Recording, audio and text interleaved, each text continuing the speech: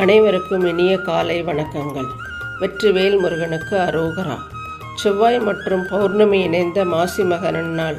தகப்பன் சுவாமிக்கு பிரணவ பொருள் சொன்ன முருகப்பெருமானின் அருள் உங்கள் வாழ்வில் ஒளி ஏற்றட்டும்.